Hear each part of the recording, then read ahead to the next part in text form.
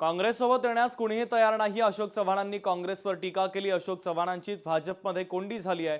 हर्षवर्धन सपकाळांनी आता चव्हाणांवर टीकास्त्र डागलाय।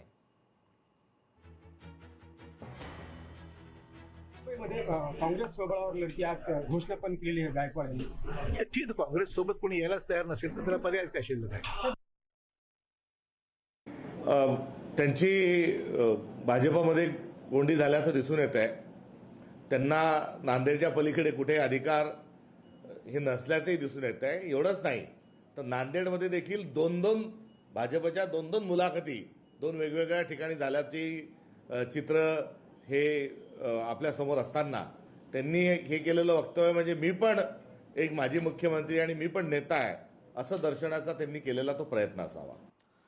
आगामी विधानसभा निवडणुकीमध्ये महायुतीचा विजय निश्चित असून जनता विरोधकांना चांगला धडा शिकवेल असा विश्वास भाजपचे नेते आणि मंत्री आशिष शेलारांनी व्यक्त केला।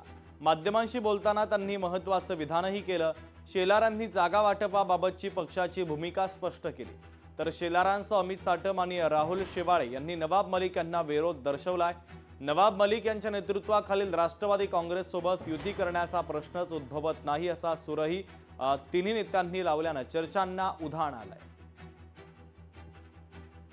भारतीय जनता पक्षाची भूमिका आमच्या वरिष्ठांना आम्ही सांगितली। आमचे अध्यक्ष नवाब मलिक राष्ट्रवादी काँग्रेस पवार गटाचं नेतृत्व करून निवडणुकीला येणार आहे, त्याचं समोर आलेलं आहे आणि त्यामुळे अशा राष्ट्रवादी बरोबर आम्ही नवाब मलिक यांच्या नेतृत्वाखाली राष्ट्रवादी आम्ही युती करू शकतो। राष्ट्रवादी काँग्रेसचे नेते जर नवाब मलिक असतील तर या युतीमध्ये या राष्ट्रवादी काँग्रेस अजित पवार गट सामील होणार नाही। नवाब मलिक यांच्यावरती गंभीर अशा प्रकारचे आरोप आहेत। जशी भारतीय जनता पार्टीची जी भूमिका आहे की नवाब मलिक यांचं नेतृत्व मान्य, आम्ही पण नवाब मलिक यांचं नेतृत्व मान्य करत नाही आणि आम्ही विधानसभेच्या निवडणुकीच्या वेळी जी भारतीय जनता पार्टीची जी भूमिका आहे तीच भूमिका आम्ही स्पष्ट केली होती। त्यामुळे तीच भूमिका ठेवून नवाब मलिक जर मुंबईचं नेतृत्व करत असेल तर आम्ही कुठल्याही परिस्थितीत राष्ट्रवादीची बरोबर युती करणार नाहीये। जी भारतीय जनता पार्टीची जी भूमिका असेल तीच भूमिका आमची असेल। भारतीय जनता पक्षानं बैठकीचं निमंत्रण न दिल्यानं शिवाजीराव नलावडे नाराज झालेत। आशिष शेलारांना भेटलो का बोलवत नाही असं विचारलं। महायुतीसोबत निवडणूक लढावी, तळागाळातील कार्यकर्त्याला न्याय मिळावा हाच प्रयत्न आहे। राष्ट्रवादीचे मुंबई कार्याध्यक्ष शिवाजीराव नलावडे यांनी महत्त्वाची प्रतिक्रिया दिली आहे। बैठकीत आम्हाला राष्ट्रवादीला निमंत्रण नव्हतं। मी माजी मंत्री आणि आमचे जवळचे सहकारी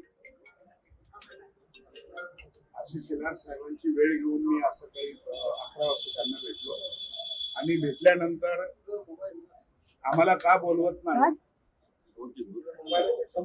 तर अशी विचारणा साहेबांना केल्यानंतर त्यानंतर आम्ही चर्चा कोणाबरोबर करायची याचं पत्र अजून आपल्या पक्षाकडनं आलेलं नाही, एवढंच उत्तर त्यांनी मला दिलं। आल्यानंतर आम्ही आपल्या बरोबर चर्चा करायला, युती करायला आम्हाला काही अडचण नाही असं त्यांनी साहेबांनी आम्हाला सांगितलं।